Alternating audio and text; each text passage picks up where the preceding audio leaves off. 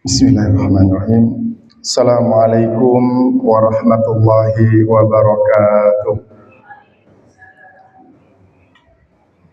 Alhamdulillah hamdan katsiran thayyiban mubarakan fih kama yuhibbu rabbuna wa yarda. Asyhadu an la ilaha illallah wahdahu la syarikalah wa asyhadu anna Muhammadan abduhu wa rasuluh. Rabbi israh li sadri wa yassir li amri wahlul 'uqdatam min lisani yafqahu qawli, amma ba'd. Ma'asyiral muslimin, jamaah yang dirahmati oleh Allah Subhanahu wa taala, marilah di kesempatan yang berbahagia ini kita sami-sami untuk senantiasa memanjatkan puji syukur kita kepada Allah Subhanahu wa taala atas segala nikmat yang Allah Subhanahu wa taala anugerahkan kepada kita semua, sehingga sampai detik hari ini kita masih bisa melaksanakan berbagai macam kewajiban-kewajiban kita.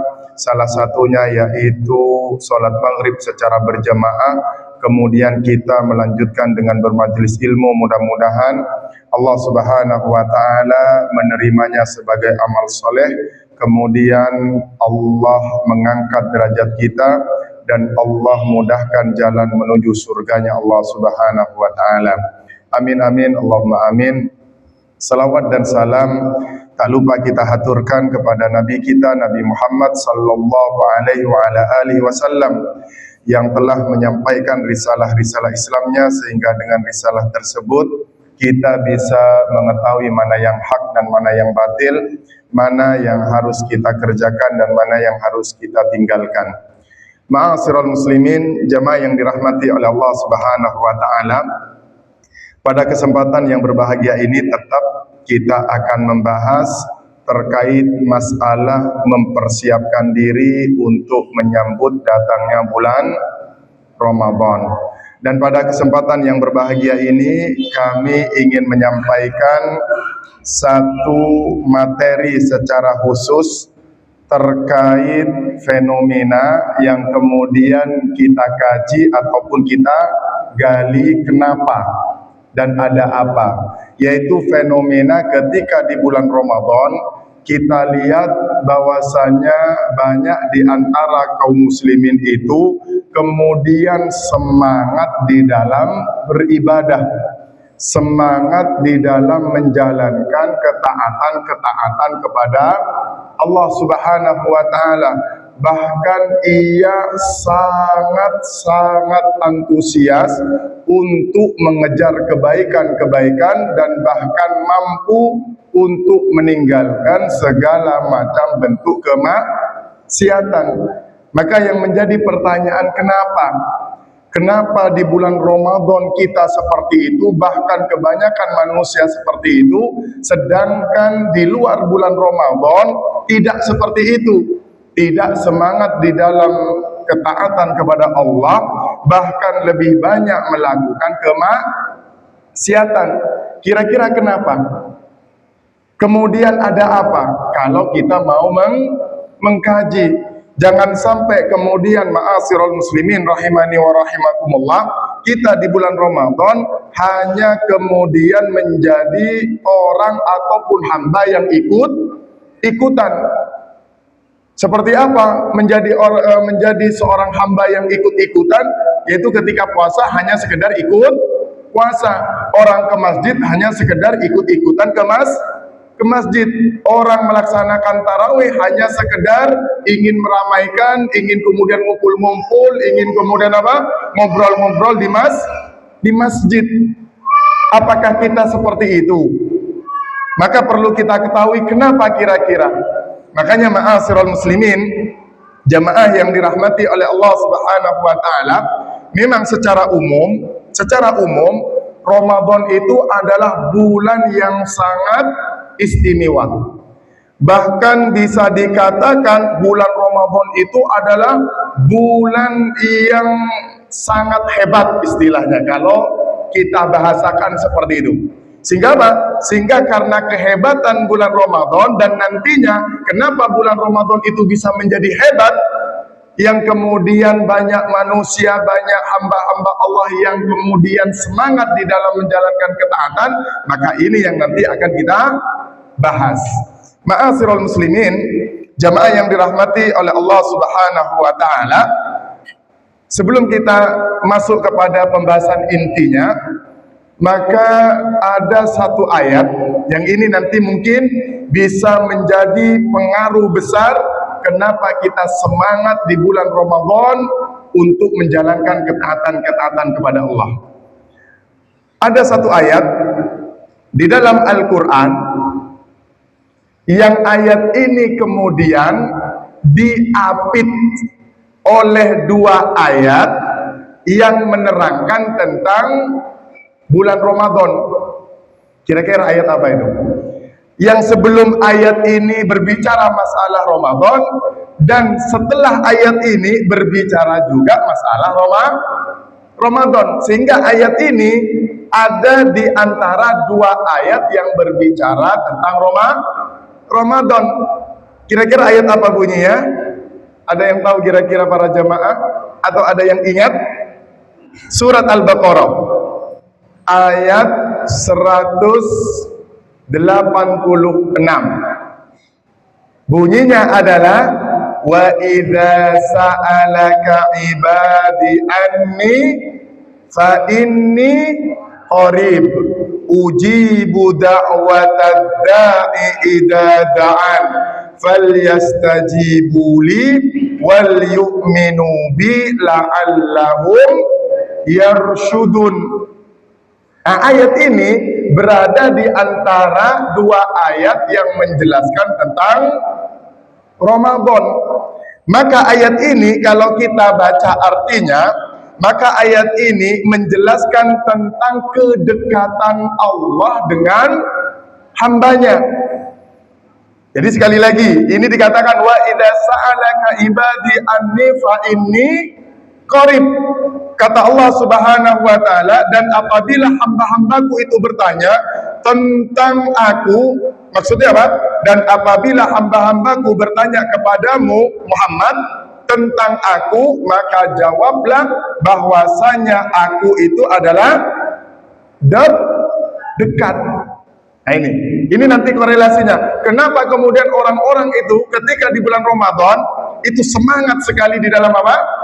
Di dalam menjalankan ketaatan, maka bisa dikatakan bahwasanya di bulan Ramadan Allah itu sangat dekat dan kita pun juga sangat dekat kepada Allah Subhanahu wa taala. Makanya ketika kita dekat kepada Allah, maka sangat mudah kemudian kita menjalankan ketaatan kepada Allah Subhanahu wa taala. Maka coba seandainya kita jauh dari Allah, apakah kita dengan mudah menjalankan ibadah kepada Allah? Maka jawabannya sangat sulit. Hanya sangat sulit. Makanya ayat ini, ma'asyiral muslimin, jamaah yang dirahmati oleh Allah Subhanahu wa taala, turun kepada Nabi sallallahu alaihi wasallam ketika ada seorang sahabat, atau ada di dalam riwayat yang lain itu disebutkan orang Arab Badui istilahnya katanya. Ya, jadi datang seseorang sahabat kemudian bertanya kepada Nabi sallallahu alaihi wasallam, "Ya Rasulullah, aqaribun rabbuna fanunajihi am ba'idun fanunadiyah?" Ini kata seorang sahabat bertanya kepada Rasulullah, "Ya Rasulullah, apakah Rob kita itu dekat atau jauh? Ketika Rob kita itu dekat, maka kami akan berdoa kepada Allah Subhanahu wa taala. Tetapi ketika Rob kami itu jauh, maka saya akan apa? Maka saya akan memanggilnya." Jadi sekali lagi, ya Rasulullah, apakah Rob kami itu dekat?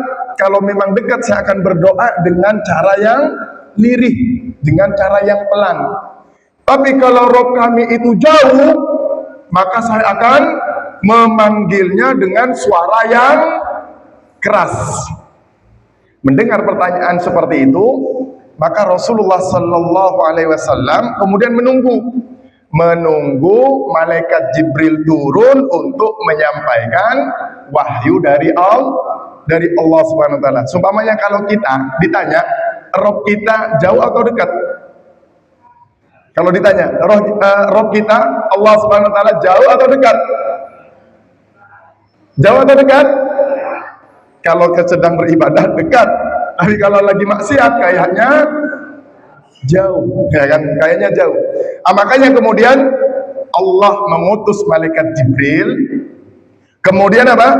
Untuk membawakan firman Allah ini, kemudian dibacakan kepada Nabi Muhammad, kemudian Nabi Muhammad Sallallahu Alaihi Wasallam mengatakan kepada orang tersebut yang bertanya tentang apa?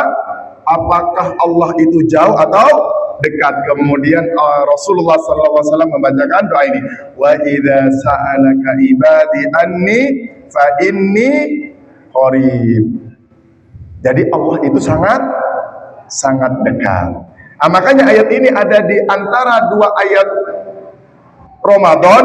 Sebelumnya ada ayat yang berbunyi syahrul Ramadan alladzi unzila fihil Qur'an hudan linnas sampai akhir ayat. Kemudian ayat ini wa idza sa'alaka ibadi, kemudian ayat keduanya, ya ayat setelah wa idza sa'alaka ini adalah ayat wa uhillat lakum lailatas siyami. Nah itu sampai akhir, terkait juga masalah bulan Ramadan. Artinya ma'asyiral muslimin rahimani wa rahimakumullah, kami tegaskan kembali artinya ayat akan kedekatan Allah ini terselip di antara dua ayat yang berbicara tentang bulan Ramadan, sehingga di bulan Ramadan itu keadaannya seorang hamba dengan Allah seakan-akan sangat dekat, sehingga seorang hamba itu bisa dengan mudah menjalankan ketaatan ataupun ibadah kepada Allah Subhanahu wa Ta'ala. Makanya kalau kita lihat di bulan Ramadan, ya kalau kita lihat fenomena-fenomena yang terjadi di bulan Ramadan, tidak ada sholat terbanyak yang dilakukan oleh manusia kecuali di bulan Ramadan. Betul atau tidak? Sekali lagi, tidak ada sholat terbanyak yang dilakukan oleh manusia kecuali di bulan Ramadan. Tarawih. Mungkin kalau di luar bulan Ramadan, siapa yang mampu selama 1 bulan full sholat qiyamul lail? Kecuali hanya di bulan Ramadan. Bahkan mungkin rawatibnya bukan hanya wajib saja, tapi sunnah-sunnahnya itu sangat luar biasa. Rawatib mungkin di luar bulan Ramadan kita hanya apa? Sesekali. Mungkin kita mengerjakan sholat rawatib hanya sekedarnya, sesukanya. Muntak sengkah ngelakoni, muntak sibuk ngelakoni, muntak keburu ngelakoni. Tapi di bulan Ramadan, lapar tak lapar, leso tak leso, demah, kemudian kita berusaha untuk tetap mengerjakan. Seakan-akan apa? Eman seperti itu. Seakan-akan ada rasa eman. Muntak bejeng ya angkok lemari bejeng wajib. Ya pas juk tikir nang masjid mun pas taat tambah dengan sholat rawatib. Seakan-akan apa? Eman. Nah ini karena kedekatannya kepada Allah Subhanahu wa Ta'ala. Bahkan tidak ada puasa terbanyak yang dilakukan oleh manusia kecuali di bulan Ramadan. Coba saya puasa sunnah baik, saya pas full 6 bulan, 1 bulan di luar bulan Ramadan. Meskipun tidak full, Senin Kamis full supamanya, sama Ayyamul Bidnya gitu di 1 bulan. Apakah ada? Sangat jarang. Tapi di bulan Ramadan kita full 1 bulan penuh puasa Ramadan full. Alhamdulillah. Bahkan kemudian tidak ada orang yang bersedekah yang lebih banyak kecuali di bulan Ramadan. Coba pembagian takjil itu luar biasa. Berbeda mun pas nang luar bulan Ramadan, orang di kebenare amri makanan sampai 100, sampai sebitek, seket, 100 napa bungkus benar ya. Berbeda sangat sulit. Hanya beberapa saja yang kalau orang-orang yang memang memiliki kelebihan harta. Makanya tidak ada ya orang yang sedekah lebih banyak kecuali di bulan Ramadan. Bahkan kita lihat masjid-masjid penuh dan bahkan dimakmurkan dengan bacaan Al-Quran. Mun di luar bulan Ramadan, masjid nikah seakan-akan sepi. Mun Ramadan luar biasa. Sampai kemudian agakku orang saya sedang istirahat pola lepas.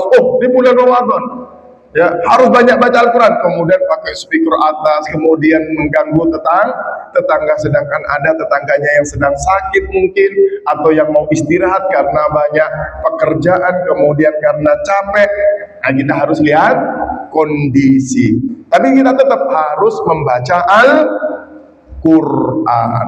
Bahkan wanita-wanita, kalau kita lihat wanita-wanita ketika di luar bulan Ramadan mereka enggan untuk menutup aurat, tapi ketika di bulan Ramadan banyak kemudian wanita-wanita yang sebelumnya tidak menutup aurat, di bulan Ramadan kemudian dia menutup aurat meskipun ketat nih seguni. Saya penting kemudian apa? Rambutnya ditutupi seperti itu biasanya. Maka ma'asyiral muslimin rahimani wa rahimakumullah, maka di bulan Ramadan ini kemudian kedekatan kita dengan Allah itu sangat-sangat dekat. Sehingga apa? Sehingga kita mampu dan sangat mudah menjalankan ibadah kepada Allah Subhanahu wa taala. Nah ini. Kemudian ma'asyiral muslimin rahimani wa rahimakumullah, sebelum kita membahas kenapa dan ada apa di bulan Ramadan itu. Bahkan di bulan Ramadan ini ya, sebagian ulama kemudian mengatakan Ramadan itu disebut dengan Jami'ul Arkanul Islam. Ya, maksudnya apa? Maksudnya adalah Ramadan itu mencakup seluruh rukun Islam. Dalam artian apa? Dalam artian rukun Islam di bulan Ramadan itu paling banyak dilakukan dan bisa dilakukan semuanya. Lihat, mulai dari syahadat, maka kita lihat kalimat syahadat itu paling banyak dilakukan ketika di bulan Ramadan. Salat itu adalah ibadah yang paling banyak juga dilakukan di bulan Ramadan. Kemudian apa lagi? Salat, zakat, ya rukun Islam, zakat ataupun sedekah itu paling banyak dilakukan ketika di bulan Ramadan.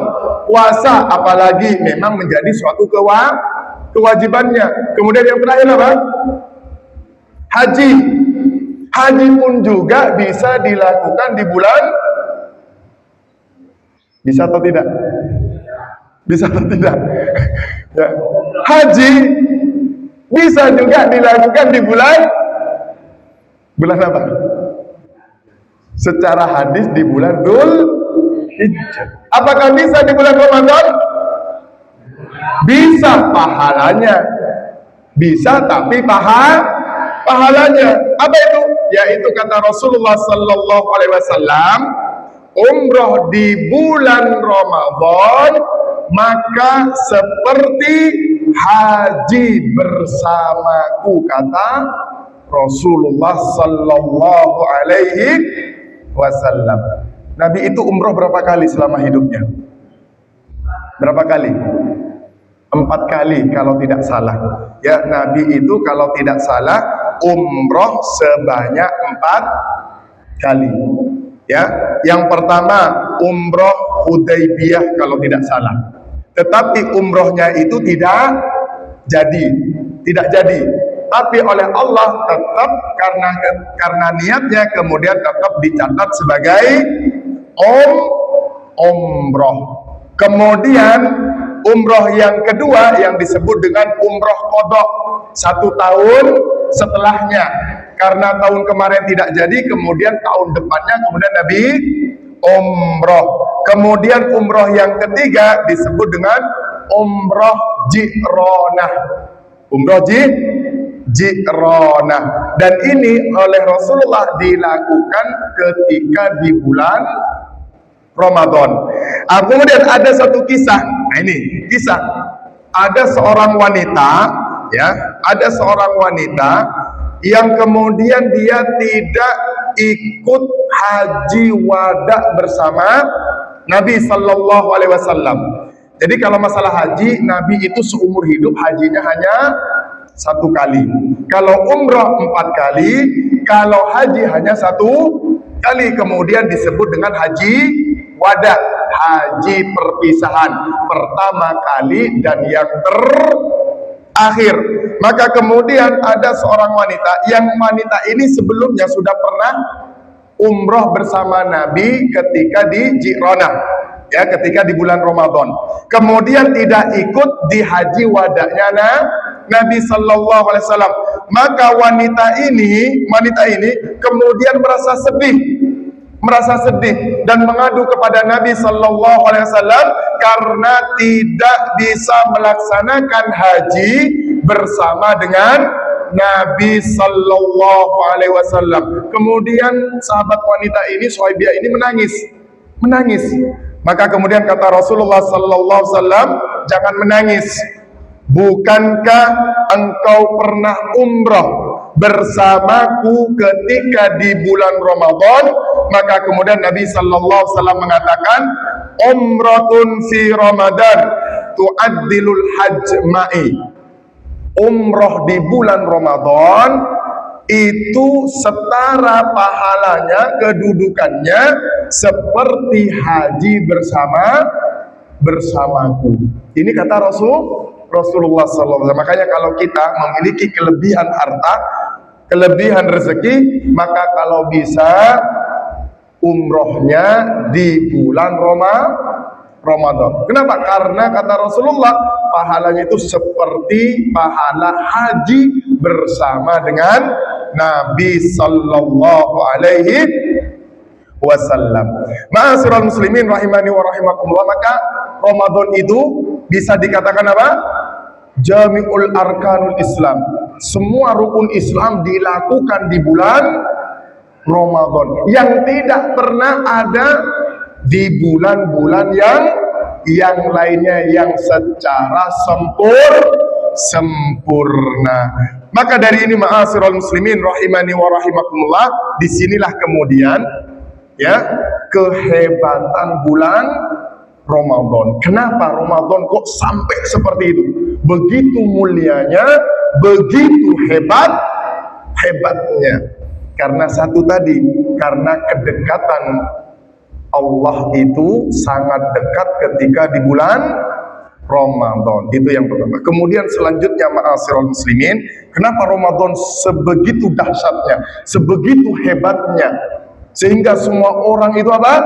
Berusaha untuk menjadi orang yang bertakwa, menjadi orang yang paling banyak mengamalkan ibadah-ibadah kepada Allah SWT. Bahkan semenit pun jangan sampai kemudian lepas dari yang namanya ibadah kepada Allah SWT. Kenapa?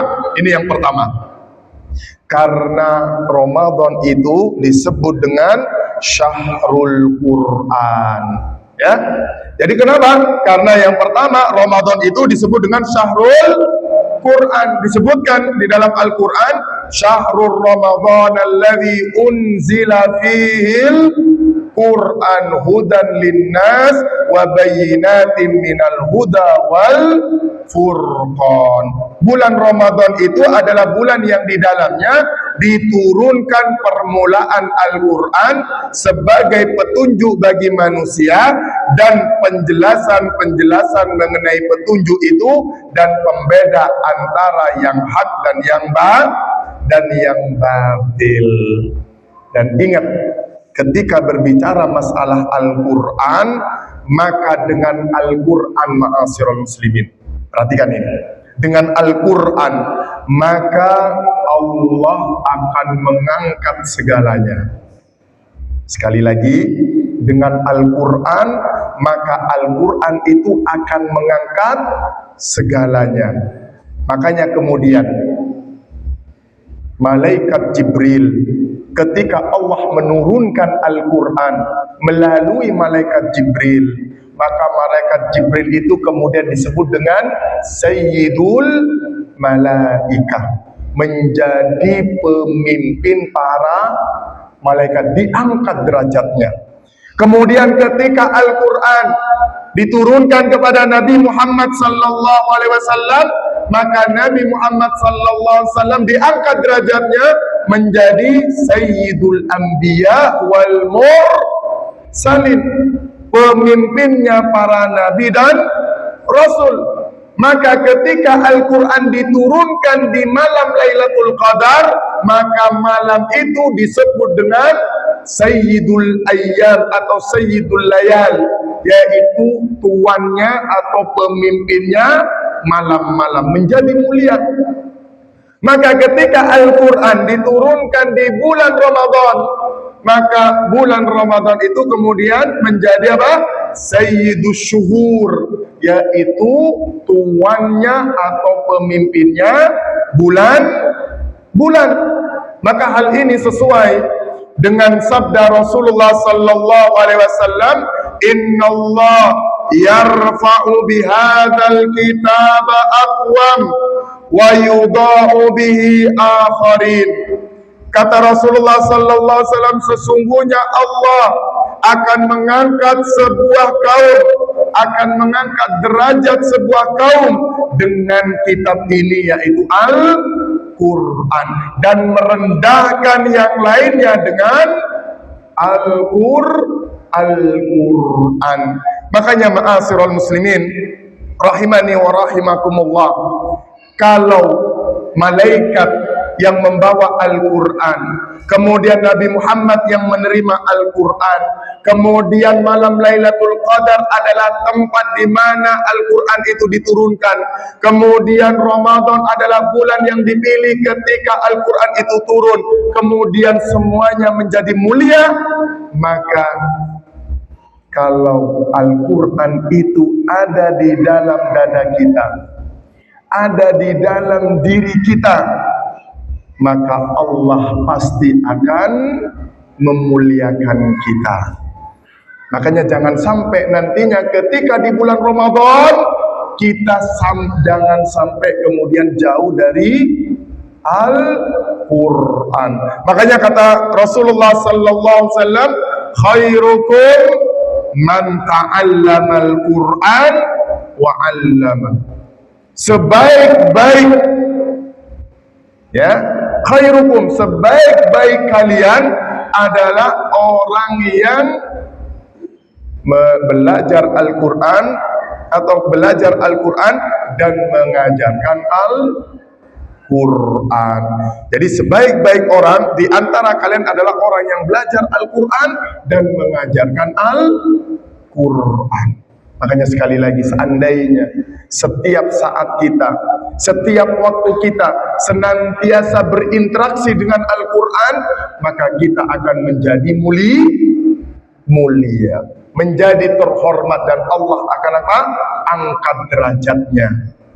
Makanya ma'asyiral muslimin rahimani wa rahimakumullah, ada sebuah kisah tentang Al-Quran ini, tentang janji Rasulullah sallallahu alaihi wasallam, Allah akan apa? Mengangkat derajatnya orang yang dekat dengan Al-Quran. Jadi ada sebuah kisah dahulu di zaman Khalifah Umar ibn al-Khattab, ya, di zaman Umar ibn al-Khattab, Kemudian singkat cerita, datang amir dari Mekah. Jadi kepemimpinan Umar bin Khattab itu ada di Madinah sebagai khalifah. Kemudian amir dari Mekah kemudian datang, ya, ingin berjumpa dengan Umar ibn Khattab. Kemudian sesampai di hadapan Umar ibn Khattab, maka langsung Umar ibn Khattab itu bertanya kepada Amir Mekah ini, kamu datang ke sini, kemudian siapa yang menggantikan kamu itu di Mekah? Ini kata Umar bin Khattab. Maka kata Amir dari Mekah ini kemudian mengatakan bahwasanya yang menggantikan saya, tugas saya di Mekah itu adalah Abdurrahman ibnu Absah. Tapi Umar ibn Khattab ketika disebut nama ini kemudian tidak mengenalnya. Siapa itu? Siapa dia? Maka kemudian kata Amir Mekah ini, dia adalah mantan atau bekas budakku. Mantan atau bekas budakku. Dan oleh saya sekarang kemudian apa? Dimerdekakan, kemudian dia diangkat menjadi wakilku. Dan sekarang dia sedang apa? Mengemban tugas itu. Maka kata Umar ibn Khattab, ma'asyiral muslimin, jamaah yang dirahmati oleh Allah SWT, bagaimana Al-Quran nanti ini mengangkat derajat. Kemudian kata Umar bin Khattab bertanya, wahai Amirul Makkah, apakah tidak ada orang yang merdeka, yang lebih pinter daripada bekas budak, kemudian dijadikan apa? Wakilmu. Apakah tidak ada orang lain seperti itu yang merdeka, kemudian yang apa? Yang pinter. Maka kemudian kata Amir Mekah ini kemudian mengatakan apa? Wahai Amirul Mukminin, dia itu adalah orang yang alimun bi kitabillah wa alimun bi faraidillah. Wahai Umar ibn Khattab, ya, Amirul Mukminin, bahwasanya Abdurrahman ini adalah orang yang paling pandai di dalam Al-Quran, paling pintar di dalam urusan Al-Quran, hafal Al-Quran, bahkan dia juga alim, pintar di dalam apa? Ilmu faraid. Bahkan dia ketika menghukumi manusia itu dia menghukumi dengan hukum yang adil, seadil-adilnya. Maka kemudian ketika mendapatkan jawaban yang seperti itu, Umar bin Khattab itu langsung mengatakan Masya Allah. Kemudian sadaqan Nabi sallallahu alaihi wasallam hina yaqul yarfa'ullah bihadzal kitaba aqwam wa yadha'u bihil akharin. Maka benar apa yang pernah disampaikan oleh Rasulullah sallallahu alaihi wasallam, sesungguhnya Allah akan mengangkat seseorang itu karena Al-Quran, dan Allah menghinakan seseorang itu juga karena Al-Quran. Ini seorang budak. Sedangkan kita tidak pernah jadi budak, kemudian ketika belajar Al-Quran, kemudian membaca Al-Quran, dekat dengan Al-Quran, maka disitulah kemudian Allah memberikan kemuliaan. Bahkan ma'asyiral muslimin, di zaman Nabi sallallahu alaihi wasallam, setiap rumah-rumah kaum muslimin itu senantiasa terdengar bacaan Al-Quran. Setiap rumah-rumah. Bahkan Nabi sallallahu alaihi wasallam pernah belusukan, pernah suatu hari, suatu malam itu kemudian keliling, kemudian sampai di rumahnya seorang sahabat yang mulia yang bernama Abu Musa al-Ash'ari. Kemudian ketika itu sedang membaca Al-Quran, kemudian Nabi itu berdiam di luar rumahnya sambil mendengarkan bacaan Al-Qurannya Abi Musa al-Ash'ari, sampai tanpa terasa waktunya itu hampir menjelang subuh. Coba bayangkan, sampai menjelang subuh. Kemudian Nabi tersadar, hampir masuk waktu subuh, kemudian Nabi pulang. Kemudian setelah itu sholat subuh berjamaah. Setelah sholat subuh kemudian memanggil Abu Musa al-Ash'ari. saya itu berada di samping rumahmu di luar. Saya mendengarkan bacaan Al-Qur'anmu. Maka kata Abu Musa Al-Asy'ari, ya Rasulullah, seandainya saya tahu kalau engkau itu ada di luar, maka saya akan memperbagus bacaan Al-Qur'annya saya. Ini seperti itu. Semalam, hampir semalam suntuk. Tapi kalau sekarang ma'asyiral muslimin, rumah-rumah kaum muslimin itu yang ada di dalam rumahnya, yang terdengar oleh kita, kira-kira bacaan Al-Quran atau valen. Na'udzubillah kalau seumpamanya yang keluar musik-musik, kemudian canda tawa, itu kan bukan Al-Quran.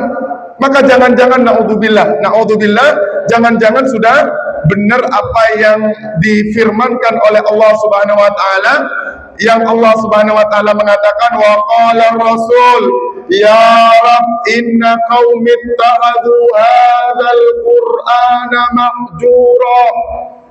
Maka kata Allah Subhanahu wa taala, berkata Rasul, ya Tuhanku, sesungguhnya kaumku kelak akan menjadikan Al-Quran sesuatu yang diacuhkan, sesuatu yang diabaikan.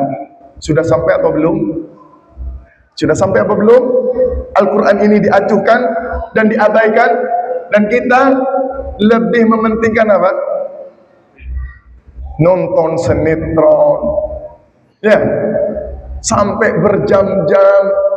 Apalagi kemarin fenomena valen dari Isa Edentos sampai bila? Sampai pukul 10, masya Allah ya. Nah, ini betul. Tapi di zaman Nabi itu rumah-rumah itu terdengar suara Al-Quran, bahkan diibaratkan itu seperti sarang tawon, seperti itu.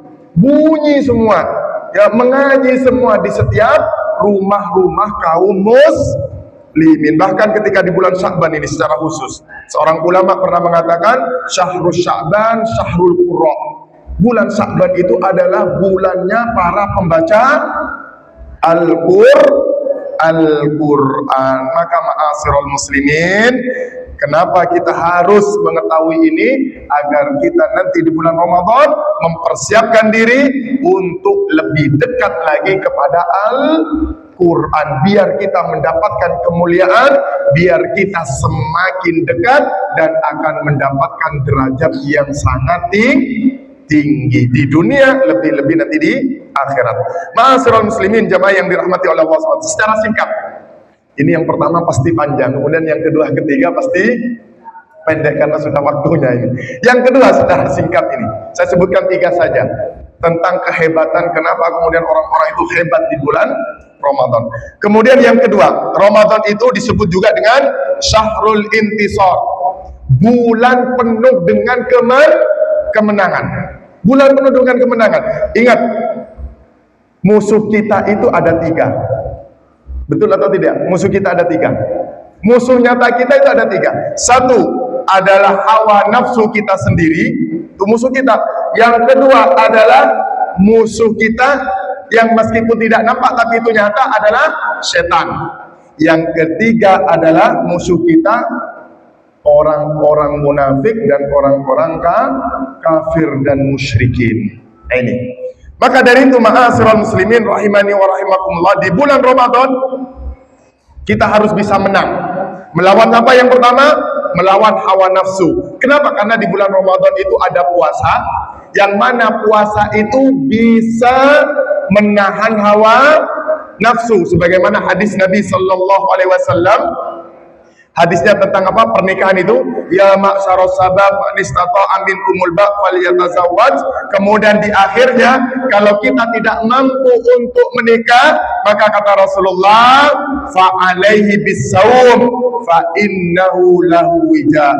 Maka kalian harus berpuasa, karena dengan puasa itu akan meredam hawa nafsu. Makanya di bulan Ramadan insya Allah kita bisa menang dengan hawa nafsu. Kemudian yang kedua secara singkat, melawan siapa? Setan. Karena memang jelas di dalam hadis Nabi, setan itu di bulan Ramadan dibelenggu, sehingga kita dengan mudah kemudian melakukan ibadah. Kemudian yang ketiga musuh kita, orang-orang kafir, orang-orang munafik, orang-orang musyrik. Sebagaimana sebuah ayat yang berbunyi, idza jaa nasrullahi wal fath. Maka kemudian ulama tafsir memberikan penjelasan, nasrullah itu, kemenangan itu maksudnya ketika Nabi berperang di perang Badar. Kemudian wal fath itu adalah pembebasan kota Mekah, dan dua-duanya ini terjadi di bulan Ramadan.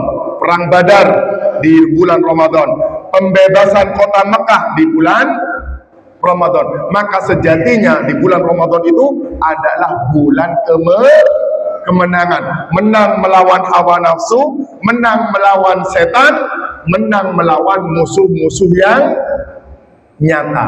Ini ma'asyiral muslimin rahimani wa rahimakumullah.